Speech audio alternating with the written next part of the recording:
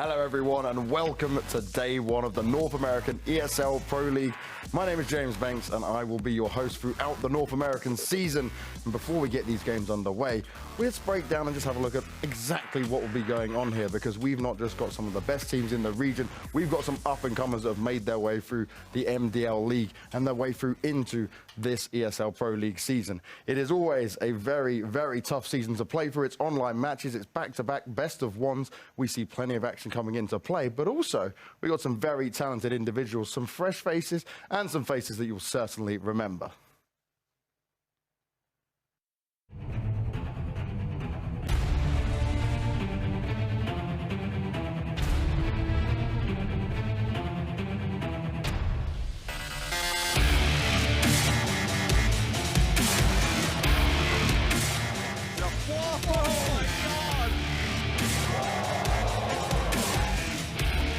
Down for Nitro, gets the ace! The only one sees the shadow, gets the shot, gets the follow-up. It's target practice for Fur. 3 players here, Zipex come through. Astralis, they've done it!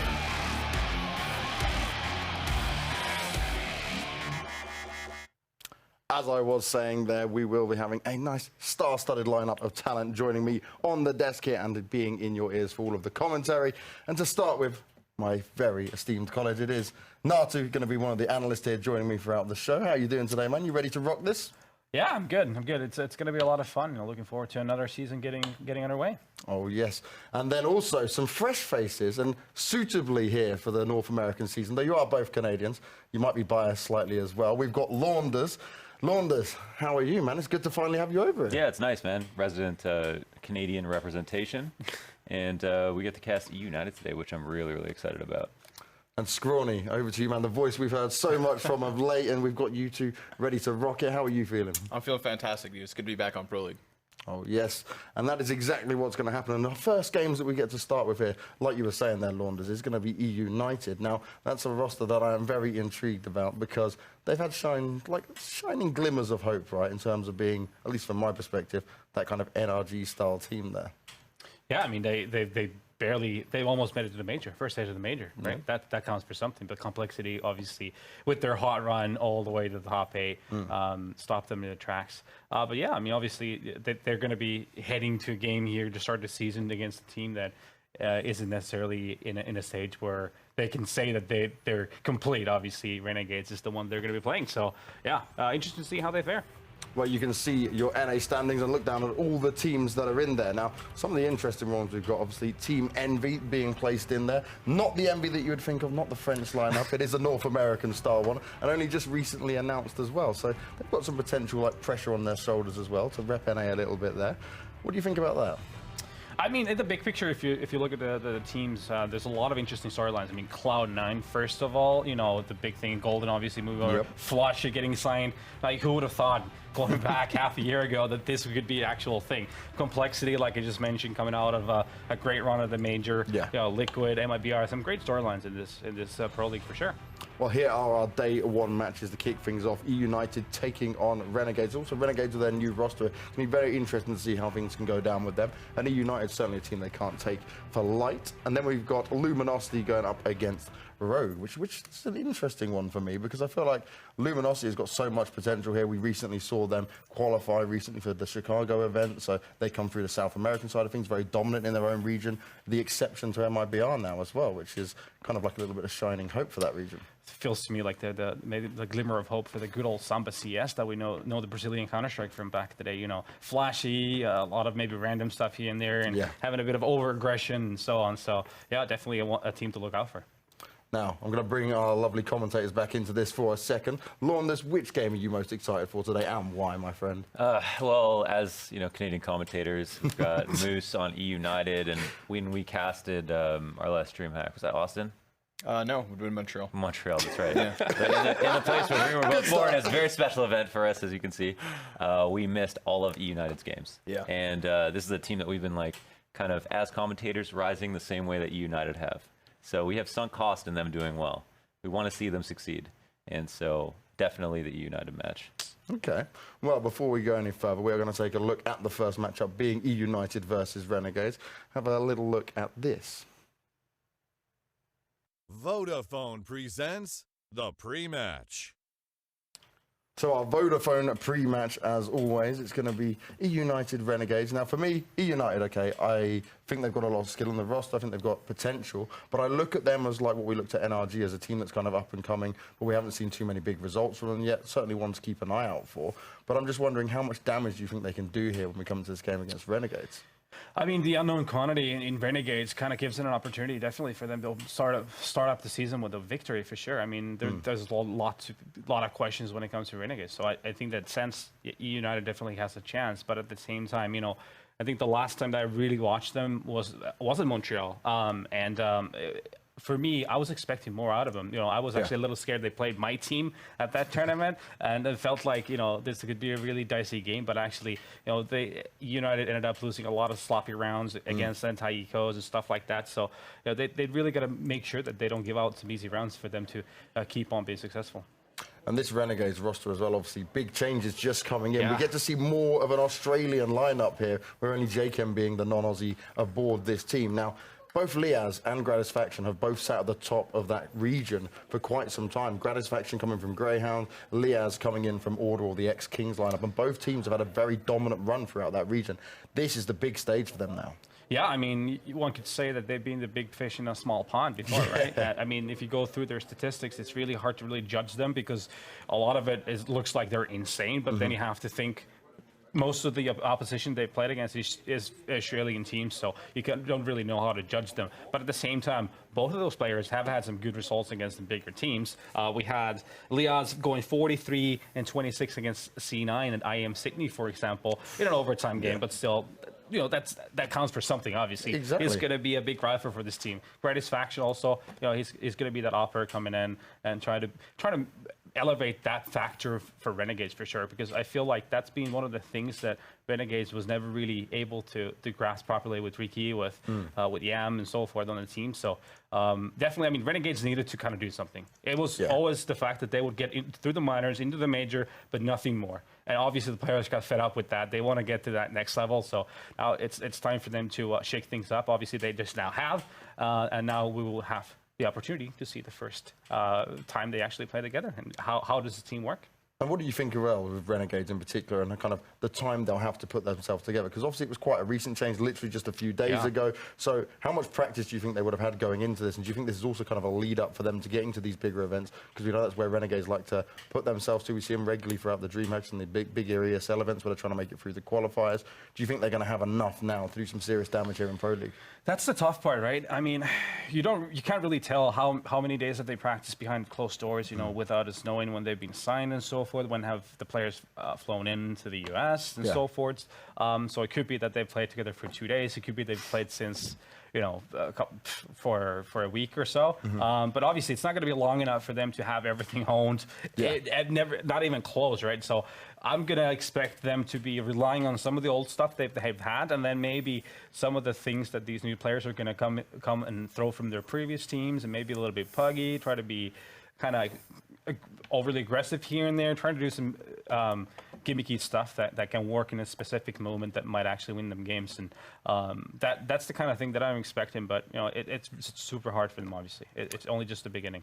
And that's what I was looking at as well. When you look at the maps, you look at, okay, Inferno being in there, that came maybe side itself more to eUnited just in terms of the team presence coming into it. But it is a map where we've seen Renegades in the past be able to play pretty well. Yeah, and on the other side, you have Mirage in this matchup as well, which used to be, for me, when I think back at the moment when Sponge and the boys came into the picture, international Counter-Strike, it was Mirage. And that was the map. They would come up with a couple of these key weird split strategies that would actually work in specific rounds, just like I was kind of saying that Renegades might be doing this time around as well. And they made a name out of themselves, you know, managing to do some upset. They beat NIP and Fnatic. We'll go down the line into 2015, you know, that's 3 years ago now. To then now being in a situation where throughout the summer, Renegades played Mirage once. They played against a Japanese team, the name that I can't think of right now. At the Asian minor, and they lost it. So it kind of feels weird. It used to be the bread and butter for them, but now it seems like it's something that they just want to steer away from. So interested to see if they can actually change that course and get back on the horse when it comes to Mirage. Well, let's see if they can get back on the horse. And I tell you who definitely needs to get back on the microphones. It's Scrawny and Launders. Where do you guys think this game is going to go? What are your thoughts going into it? I mean, again, I think Inferno is going to be one that's a little bit closer. I think that in terms of team play, eUnited have an edge that they absolutely need to make the most of. Yeah. This is a matchup whereby I don't think you have much wiggle room in terms of losing, right? If you do give this one up, then I think that says a lot about where eUnited are. This is a newly formed team with a lot of new pieces that should not have yet been figured out. And then again, Mirage, not even touched by Renegades. So you have, again, a map that they're not comfortable with again, these additional pieces. So I'm looking at eUnited to start the season strong. Yeah, I'm feeling the same thing. I think the last 4 times they played, Renegades beat them 4 times straight up, but that was a different lineup. You know, chemistry's there for eUnited. They've been waiting to, they're waiting for the season to start. Pro League is going to be big for them. So I think that they definitely start off strong here. And even though I think Graz Faction will do well, I think overall, United have the team play as well as the Stars. All right, well, we're not far from getting way into the game, but I want to hear from all of you. What are your kind of thoughts prediction-wise going into this series? Who's going to go first? Nata, you can take it away. 2 closest maps, I think, possible. Inferno is a map that everyone is good at. Mirage the same way, like you were saying about Renegades. It's so hard to separate yourself from everyone else on Mirage now. So I think that both will be close, but I'm going to go for the 2-0, 16-13s across the board. Okay. No national pride, of course. I do actually feel United has a strong chance of 2-0ing this, honestly, because they're more a team. All right, well, let's make sure we get into the game. Let's let these guys rock it, and then Scrawny, you can give us your thoughts when you're in there, because it's pistol round time. Sounds good. Thank you, James. That's right, Launders, the very first game, the inaugural match of the North American Pro League this season. It's exciting stuff, and of course, on Inferno, the map of legends. But right now, we've got, of course, a little bit of banana control. We've got some contact with a player pushed down already. Azur just on the heels of eUnited. JKS, he's going to take first contact. I mean, that's an easy headshot. Dapper not looking so good when he's popped from behind. And a second one before he decides to finally fade away. Yeah, really great flank to kick things off. Moose is already here to lead in halls as well. But none of the CTs want any smoke. And that leaves eUnited questioning. Do they want to pick a side right now, or do they want to try to see if anybody's still continuing to get aggressive? JKS is here playing this as safely as possible, and now makes his move back as well with his teammates who are coming to assist on the rotate, leaving him alone for a second. Continuous taps. Next headshot finding itself, and it's only Ace left alone. So really quick one from Renegades. Again, that flank down banana, very proactive. They get on the hot heels of eUnited, and then make the absolute most of it once they desperately go back to the B site. Yeah, that was nice. That's typically how you see your average Inferno round go. Sometimes when the CTs are given too much wiggle room, they go and look for information, get some information, play off of it, and then they play the rotation game perfectly where they are spotting all the way down banana, making it as hard as possible for United to get the most of the clock. And now we're into the eco rounds where United have decided to armor up on a few players. Ace is saved all the way because he's obviously the opper of the team. And Relic is going for the deke half armor. That's how I like to play my eco rounds, Connor. Why waste the money on the half armor? Ooh, deep grenades. Grenades in Inferno. I just love this the shooting gallery that turns banana into the kill zone. And when you have deagles as well, that's what you're looking for, right? You're just shoulder peeking around those close corners, the most susceptible positions to those kinds of frag kills. So an easy first pickup. Relic's dead. Bomb picked up as well. Still out towards the spawn, and Moose is that front runner. And Moose in the same spot that he was in halls. Clock's ticking down, and because they decided to have low utility into this round, they're going to spend most of the time just like looking for any one kill that they can get. And it's really on Renegades to not just peek too many angles or more than they need to.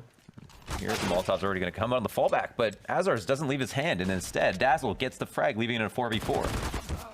Dazzle can't make much of the MP9 though. Jacob's got a really nice piece of cover here in the graveyard. Problem being, he can't get out of this spot. So he's just going to continue to peek off of the teammate's flash. Excellently done. Liaz bails him out of town, gets that 2K and seals the deal. Yeah, is that Liaz? Liaz? Liaz, yeah. I knew a Liam growing up, so I was wondering yeah, somewhere where a Liam is. Yeah, maybe. Okay, we'll get the clarification. Should I ask Sponge before he walked out? He walked out quick, right? He's been up for quite a time coming hot off New York. Yeah. He hasn't slept yet, so we let him slide out. Yeah. Yep. Night shift team. So all Glocks for the most part, one P250 on Dazzle, and everybody out to alt. Very common, popular way to start off rounds like this. And Jacob's here to take first contact, but the round is over just after he appears, because he's also got a teammate from Apartments. And again, sometimes these eco rounds get out of hand so fast. It's really good to get in the face of them if you go for a push. And as afraid as teams are of those eco rounds on the CT side, on Inferno, it's so common to try to use your utility or just use a spawn to get info so you can peek out. Because if you peek out balcony and they're all below you, that's like a classic advantage. So it's a situation you like to put yourself in as a CT, and it's no different even if the other team doesn't have great guns. So smoke to bottom banana, it's not great, but this is very exploitable. We've seen even Zipex throw this, and I wonder sometimes if it's on purpose, where he sets it up so that if a T is holding that angle, he puts himself in the perfect position to pre-fire it, almost like an ant trap. Oh man, what a corner clear. Remember, this is versus guns, so 2 early casualties versus eUnited is never a good look for them. This T side starting to run into a bit of a brick wall, and Ace caught as well. Just through the edge of the corner, nearly got away, wouldn't have been unscathed. But unfortunately for eUnited, they are very quickly overwhelmed and outnumbered. Yeah, that's the start of a sad story. And now, that's the worst possible position to be in. Everybody's been here before. Dazzle, wow, it's not even going to be given a chance. JKS is going to get that frag super early, leaving Moose alone just with the AWP, and it's too much time to save safely.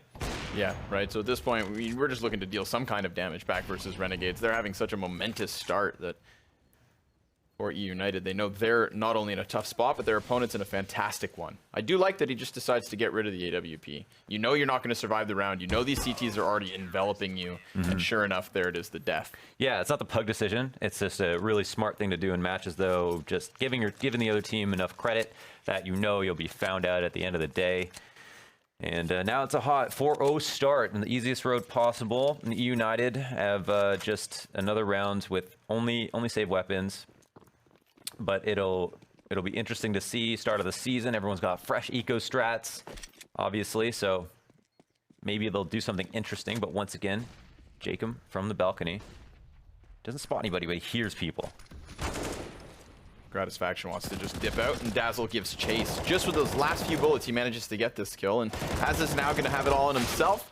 Again, moving through the motions here of the anti-ecos. It's great with these rifles to just push down that damage and catch them in these tight choke points. So eUnited trying to look for kills, trying to look for openings, and fight as they might, they get very quickly plugged up any hole that they can happen to get their hands on. Yeah, now it's starting to stop the hemorrhaging. eUnited at least need to get a few kills for them to get their morale up. I think that's really important as well, because since they've not simply been inactive, but you starting the season on a 1-0 just can ignite all kinds of different conversations. It just is like changes the whole mood. Yeah. You know, I think mood's important for a team like eUnited. Remember how incredibly how inexperienced they are in terms of this level of tier. We finally got to break into ECS season, and now here they are in the ESL Pro League. So we've got them back on a stage where they're looking to prove themselves. But let's be real, Renegades, no matter the roster changes, no matter the 5 that they happen to come in with, that core is experience. You're talking about players who have attended many majors, players who have found themselves on much larger stages. And while eUnited have recently qualified for Chicago, like James and Natsu were talking about, they're not there yet. So Renegades very much the favored team still. But here we have it, something, finally. eUnited get them a quick opening towards the A site, rapidly wrapping as well to the right side of truck. And well, JKS's flank, this could be big. That could be big because that was the bomb, but no, Dapper does get by. Important that he does so then and there. Molotov's buying time as well here for eUnited to move forward, seeing as they did leave it a little too far behind for comfort. And a boost. What kind of gimmicks can we see from Renegades in order to get themselves into this retake? A 2 versus 4 with 2 new teammates, so synergy isn't something we should be taking into account. And this is what's nice, is to see how they necessarily slot in, how they can play with one another on such short notices. They equalize it into the 2v2, but the bomb's already 2/3 of the way ticked, so odds are they're just going to try to ensure these last 2 frags. Yeah, they've got him locked in, and it's actually JKS in the halls who might be able to just put a stop to this right now, and 4 deaths is going to stink for sure. That's not the way that they envisioned winning this round after getting into the site so cleanly, but it was a great top mid take. They totally took apart bracket, both sides of the crossfire, completely dismantled, and overall I think they now see that they have like a nice pocket play that they can use in the future to try to take A control if they maybe fail again. But with the buy-ups, they'll have another shot at making sure that they can try to continue a streak. Whereas Renegades are feeling just fine because they had such clean anti-ecos. Fast flash out to Banana. And another one to lead. Players are pretty late here, so Dazzle might have an advantage. Oh, but then he just kind of loses that timing. He gets pinned in by the wall. Nice double kill, though, with Dapper and Dazzle. They get both of those separate engagements. I feel like if Dapper doesn't join his teammate shoulder to shoulder there, that Dazzle's an easy first pick. He would have been pinched. And instead, they find a big opening. This is good for eUnited. After coming off of a 4-man loss in the previous round, a good convincing win with 5 alive would be fantastic. And based on Renegade's rotation, they may get exactly what they'd hope for. Yeah, Renegades are doing something that's actually quite smart. When you're so low on numbers, you can't really rely on the firepower as spread out as it already is on CT's side. So for them to all just hightail it to the B site, imagine if eUnited on little information just continued into B, waited for the rotations to fan backwards. It would have been a great gamble, and they potentially could have stopped them. And then the other benefit is they're in great save positions. They all are in the spots that they want to stay in for the rest of the round. eUnited are going to be fully well aware of this, and so there's even less chance that they go and hunt, knowing that they'll probably lose more players. I think eUnited and Renegades both see this as an opportunity just to raise the white flag, call it quits on this round, save a bunch of guns, try again in round 8.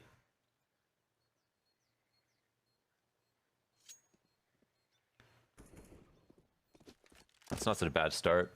No, not at all. I mean, it was looking rough. I feel like Renegades were playing a pretty disrespectful in the sense of just charging down middle, really cutting off eUnited. Even in that first gun round, we saw Renegades just flying down Banana for those duels.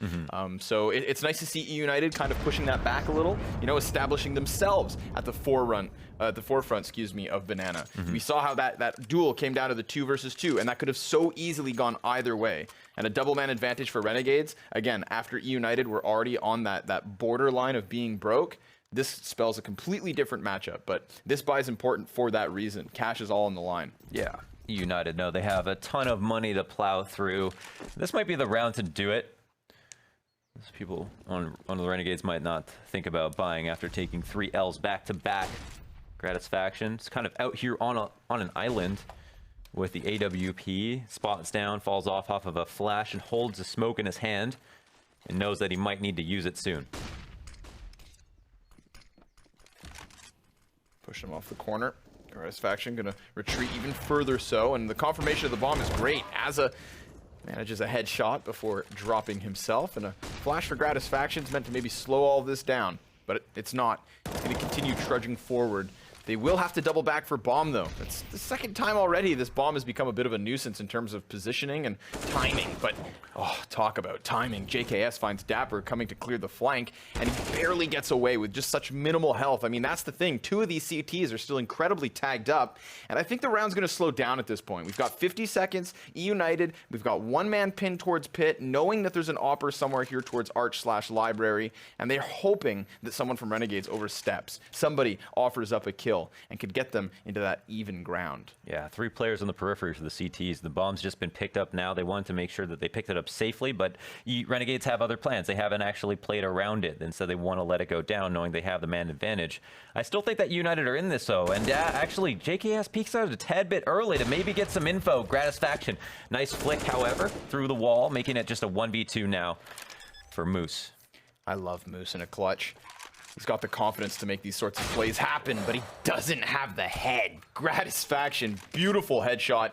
Just nails him straight to the wall, cuts down any chance that he may have had. They knew he was pinned in, and he had to prioritize plant.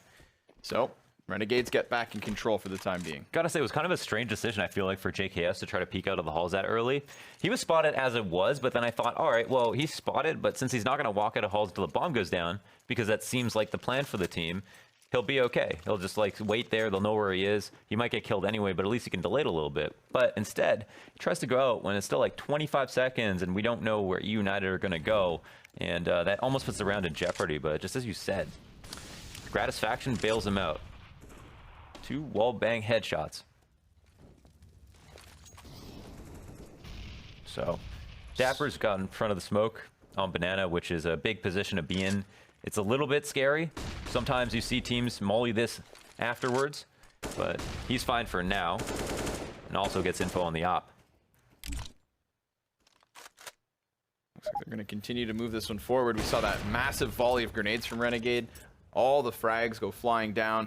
eUnited wait them out, and they reestablish this map control with Molotovs. So again, Renegades establish it first. eUnited use their utility to take it back. It's this kind of, give and take type situation with Banana. Neither team absolutely needs it, but obviously both teams really want it. In terms of information and confirming your rotates, it's a huge and important portion of Inferno. That can't be stressed enough. I think the worst thing is when teams kind of go through the motions of like semi-taking it, but then wasting utility. So hopefully they don't fall into that pattern. But look at this. Renegades have already moved 3 to B, maybe knowing that United like this spot. We've got the smoke grenades up. We've got the Molotov down. And again, as you said, that third man already having rotated over towards Oranges, but they've lost that first point of contact in the form of Coffins. The corner spray down is already good. 3 he takes. And another man up and above. But as is overwhelmed, eventually, finally, they solve that corner piece. And JKS with the gut shot no scope. Sure, Ace can trade, but he's still outnumbered. And with 10 seconds left, he needs to plant. And he's actually going to get the chance. Puts it in, and now all it takes is a couple clean shots, but Jacob too fast on his feet, just closes the gap so quickly that Ace has nothing to do. Yeah, and Ace had to make a 50-50 there. Does he fall back or go forward? I actually thought that he would fall back, and if he did, he might have been able to get away. Obviously, we know that the rotate was coming in through construction and not through spawn. And he assumed that someone was going to push him through spawn. If he had fallen back, could have been a whole new round. But that's not where it fell apart for United. Where it fell apart was when they came into the site, Renegades making that big rotate in early. And then obviously 3 frags from Oranges because they didn't expect there to be 3 people on B. Yep, that was the last position assumed in the rotate. Because of the rotate, that's why Azam moves into the corner. So we see the rotation not only bolstering numbers, but taking up a position that literally changes the round. And what's the result of this, Mohan? Ugh, another eco round. Dinky little pistols. Nobody wants to watch these. But we have to. It's yeah. part of the game. And it's that much worse to have to play them. Yeah. Although, we have our friend in the server, the CZ75. Kind of makes these moments a little more exciting, because you never know what's going to happen. Headshots or utter whiffs tends to be the trend. The smoke down as the flashes go over. Little tidbits of utility can make a huge difference, and this is one of those plays that could have made that happen, but since they didn't capitalize on the timing, watch these M4s just rip flesh from bone. I mean, nobody gets past that smoke. You can have all the flashes you want, but when that one defensive smoke kills all of your chances, you see what the result is. Yeah. So that round's done and over with. United will pick up another set of rifles. Do they have enough money for Ace to op? He can if he wants to go just full commando, but instead it's going to pick up head armor and the AK. I kind of like it. Let's see what's going on with that. I think Ace maybe isn't having like the most insane day ever. Missed a shot or 2, so figures, hey, I can rifle. Let's go 5 rifles, save a little bit of money. Utility's always welcome on Inferno. And here's JKS to spot down as he usually has been doing. But United aren't really touching Banana now, so I think what's going to be really interesting is looking at how they approach it later.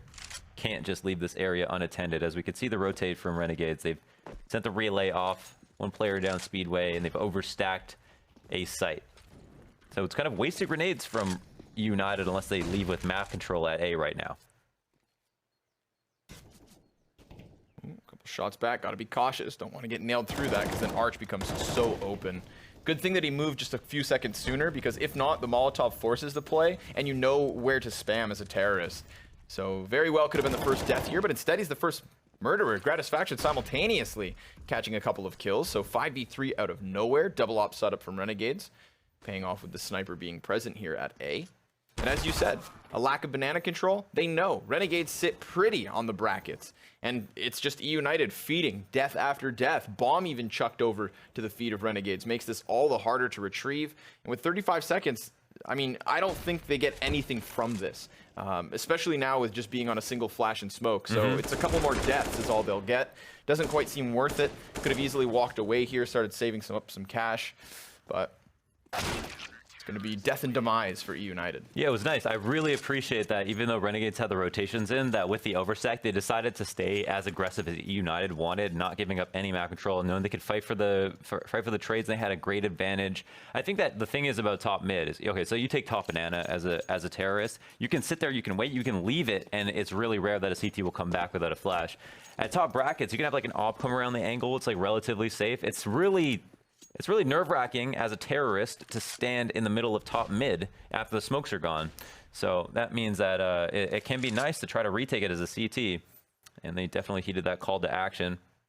So it's the classic, becoming classic, top or banana flash to make sure that anybody who is opping from the half wall will fall back. JKS is already one step ahead, goes for the flick, but it's no good. Double Molotov goes down 1 minute 20, so they're going to be happy to see that. However, they don't really have the guns to make the most of this round. Yeah, they also saw the molly at the bottom of middle, so a lot of incendiaries here being thrown out from Renegades. It did allow for Gratisfaction to assume an angle down mid, but he makes nothing of it as eUnited double back and look behind them. At this moment, we've got Jacob on a hard flank, so unfortunately for eUnited, they're probably going to die, and they're probably not going to see it coming.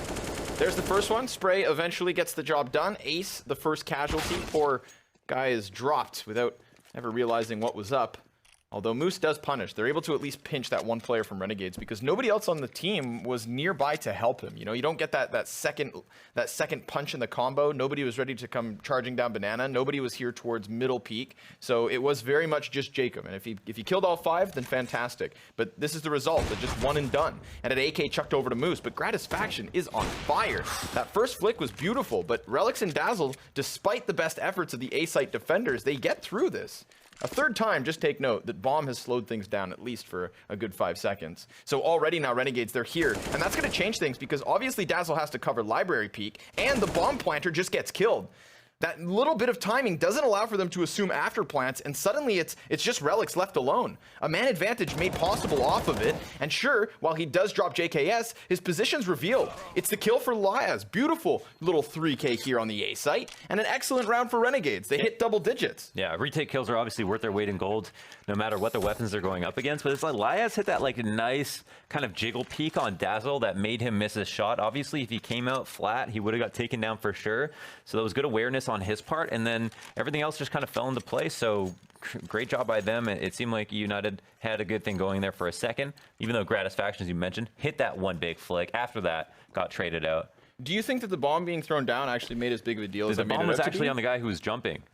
So it just kind of like flew over under the porch, yeah, making it really awkward. But that has been a big reason that it's been a lot harder for them just like get it clean. I mean, the one round where Dapper, you know, is almost caught outside apps, that's one thing because they still win the round off of it. So it's more kind of like negligible, right? It seems like nitpicking. But in this moment, it can be seen as nitpicking, although, again, no after plant positions. You saw the player comes off of the plant, peeks over the box like, hey, what's up? And right between the eyes. Instantly dead. Relics just isolated in pit. So I think this time, I'm not nitpicking. That was huge. And it wasn't intentional, just Gratisfaction of all the targets, finds the one that's flying and soaring through the skies, and allows for Renegades, the rest of the guys, to just pick up the round. Yeah, it doesn't even see the first guy. And that's actually quite a good stack. Would have been interesting, and ooh, what a kill from Relics. Liaz tried to play that extremely carefully. And Azur wants to trade. Not going to be afraid of the initial spam, turns it into 2 as well. Gratisfaction finds himself a fire kill. So, wow, right in the mid-round, Renegades come alive with the trades once again. And eUnited are in a tight spot. And Dapper, while he did pick off that one single B push, doesn't get the bomb into the site fast enough. The rotation there from Renegades was very fast because they knew that there was a huge hole which had opened up. So they plugged it as fast as possible. They all charge over. Chance for Dapper on that shot, and a chance for Moose here as he finds the backstab versus Gratisfaction, but unfortunately for him, the biggest enemy that lies ahead is that clock. 7 seconds left, CT smoke it off. Moose, if he runs through this, is dead. So walk away, my friend. Yeah, get away from this. I mean, he can die before, he dies before time, but he could have just held on to the gun. I feel like that would have been the optimal thing to do. I mean, you know, you take an Astralis who save all the time, right? right? You may find them with 3 players still alive in a full buy, and they'll just walk away, even if their money's not entirely strapped. They understand the importance of saving, and I feel like eUnited at this point have not survived a round with a single player up. Or outside of the ones that they've won. And in doing so, I feel like there have been moments where I recognize this round is finished. For sure. Right? And I don't know if they recognize it, or if it's just kind of like a, too much belief in a couple of players to turn things back.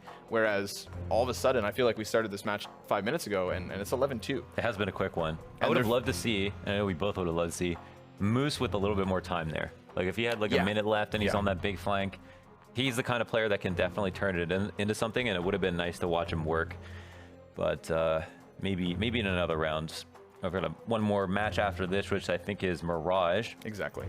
And eUnited will probably have more to show there, but it seems like a lot of pieces are missing, and I hate to say it, but it feels like just the straight up mechanics individually are looking a bit off at the moment. Yeah, we're seeing some missed shots. I mean, Dapper, when he gets that 1 kill on Banana in the previous round, has another chance at the rotators, right? 2 rotators who have to run as fast as possible because they realize the opening is there. And so they're walking into a whole bunch of could-be scenarios. In fact, they walk into the scope of his AWP, he gets the shot off, but it's just a miss. And there have been multiple, and not just from him, but as you said, just from kind of eUnited in and of itself. But slow start in terms of individual skill. It's not quite shining through. eUnited, we know them as aimers. We know that they're capable, and we're just not seeing those openings go their way. But it's a difficult side. Terrorist half of Inferno can sometimes get caught up in the pedantics, the rotates, the early utility usage. That's going to be taking away from just the straight up aiming, because you have steps to go through before you get to that phase of the round. So another standard slower start, light on utility. Are eUnited, and Renegades haven't had to expel much of their own Moto Smoke to attract the attention of the Arch players, and it's not going to be a fake. Here's the first one. I love these up-close op shots with Gratisfaction, and Jacob, well, he clears another 2. That was, of course, off of Balcony, where he eventually does die. Moose, the last to fall. So eUnited all in on a fast Arch wrap, and it doesn't go their way at all. Yeah, and we can see that communication's good for Renegades. They're playing sensibly. I think they see, it seems like they have a good beat of when it's going to be a fake or when it's not going to be a fake, and they do rotate really quickly, which if I were eUnited and I were to watch this demo, that's the #1 thing I would try to exploit, are the times that Renegades will gamble. And so, and obviously pulling attention towards the 5v4 for that reason, really working that early round, making sure you don't die, and then trying your best to lock it down, even if it takes a long time, just because in the late round, if the Renegades do decide to gamble rotate, you might be able to get in their head from that point on. But so far, it looks like eUnited have been trying to either get into the 5v5 and take map control, or go right into an execute. And from there, they get in position, the smokes go out, the nades go over, and then they are standing in a spot that's supposed to be claimed as theirs. And yet, Renegades will stake around and kill them all. Look at that nade damage. Yep, and Moose's entry. It's coming off of the balcony that he manages to get it.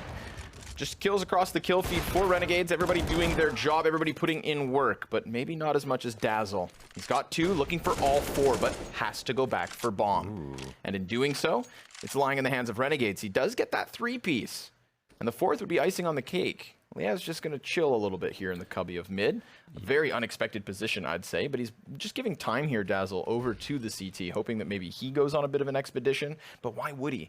I mean, Liaz could easily be back on T-spawn just watching bomb. He knows exactly where it's at, and Dazzle's anticipating something that I don't think is ever going to happen. He needs to take the initiative. He needs to move forward, and he could just slip away with bomb.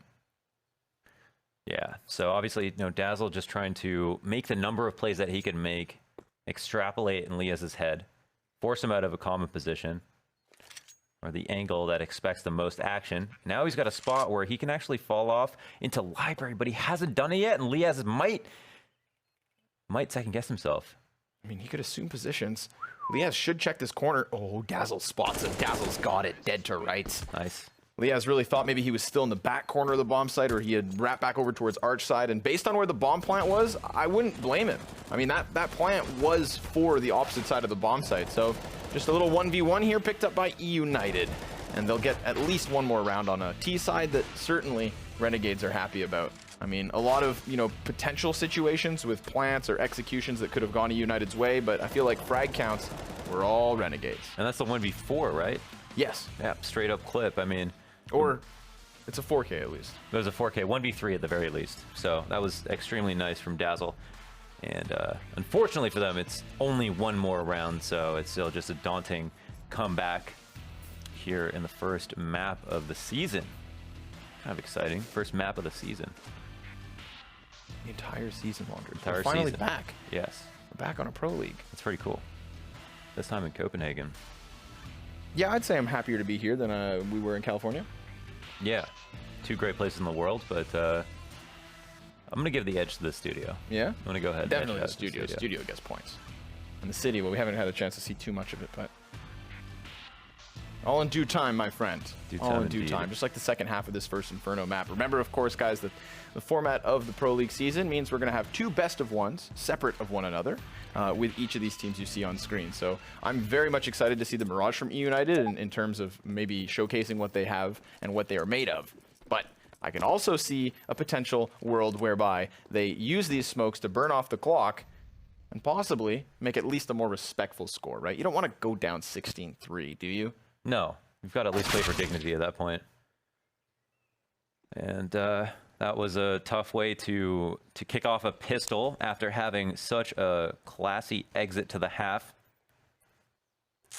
leaving Relics very confused as to what to tell his teammates. I mean, he's the linchpin of the round in terms of communication now, where his teammates would love to stay and go for the stack at B, and in fact, they might assume that after all this time has bled down, that Renegades might actually second-guess themselves and double back, which they are. So it looks like this will pay off. The funny thing is, I think they'll that United would bite on anything at the moment. If there's a simple fake at A, rotate might happen, but it won't be that. First smoke goes out, and Dapper's here from the coffins.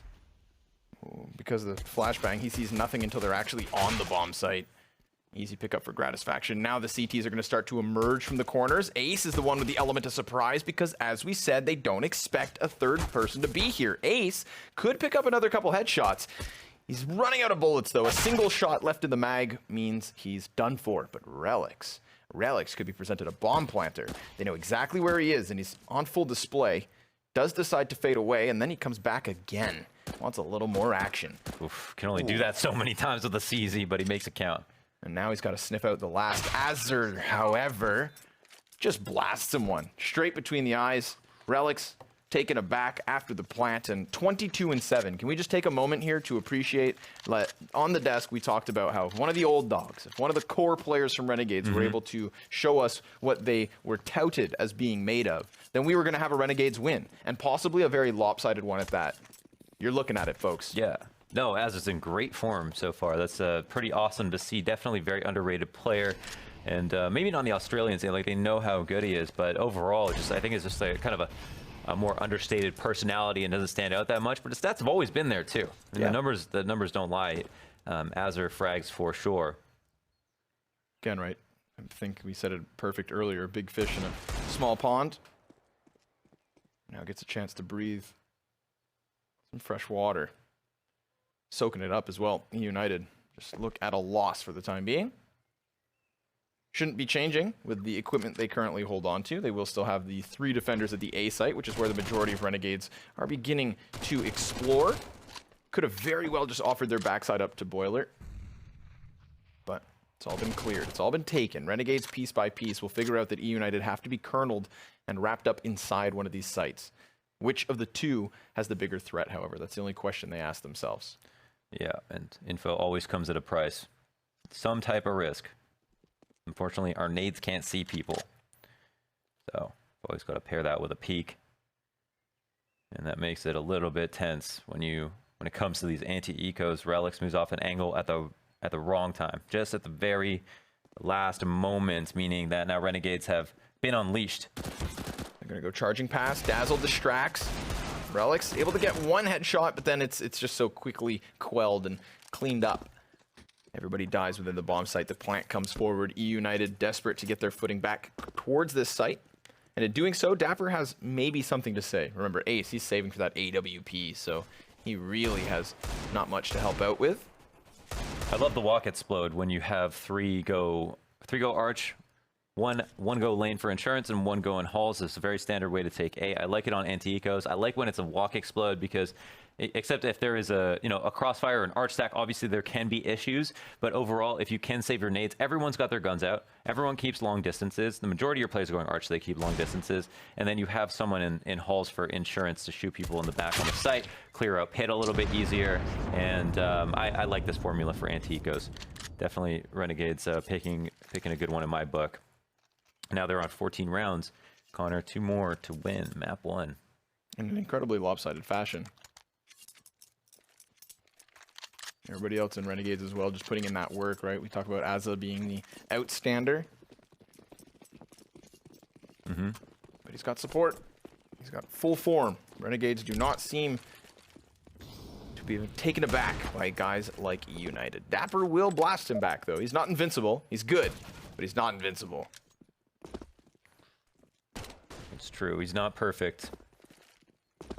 And once again, they go for Arch.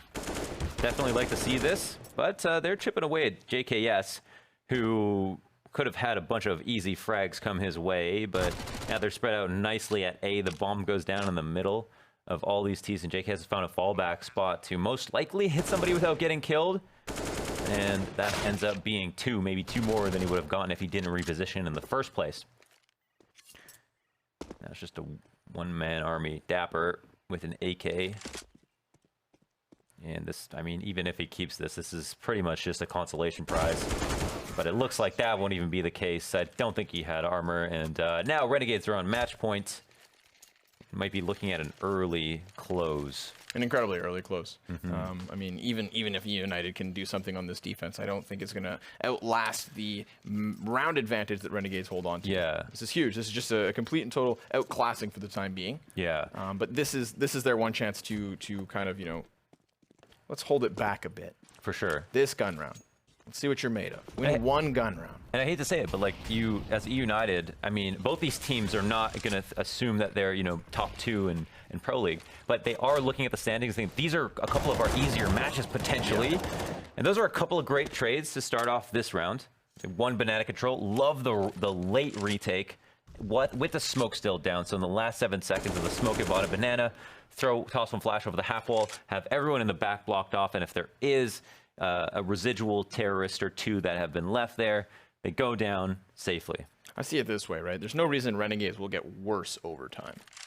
This is a very fresh team. So and they got the motivation high too. Yeah, exactly. So especially if you're eUnited, you're thinking to yourself, let's start the season off with some wins. Because remember, they were only, I believe, 1 or 2 games away from getting to the finals of ECS. And so this is the big chance. This is the big one. This is the Pro League. Yeah, they were one game away, and they had to play that game from Europe. So there was a really good chance that they were able to make it to ECS finals as well. Which means that a victory like this or a loss like this is probably going to leave a bad taste in their mouths in the sense that they remember what 1 win can do. And you're facing what's supposed to be the new Renegades. Very well put. Not the good Renegades. Not the good Renegades. Clearly, that's the one that turned up tonight.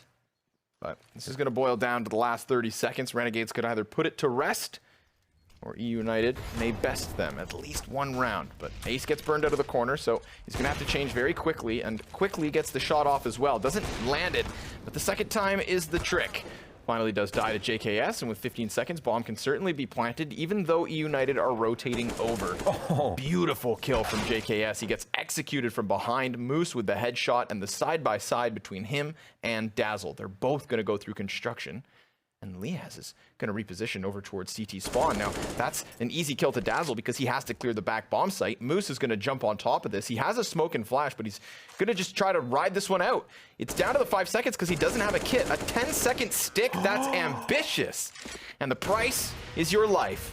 And map 1, Renegades picking it up, 16-3, just utterly shutting out eUnited. Yeah, potentially the last bullet too. I mean, maybe it's better for them, maybe they don't have to go round after round, playing it, making it close, mounting half a comeback and then losing, potentially. They can just think about Mirage now, and yeah, that's a sad state of affairs. eUnited do not look very good at the moment, at least. Maybe not warmed up at the very least, so maybe we'll have more from them on Mirage.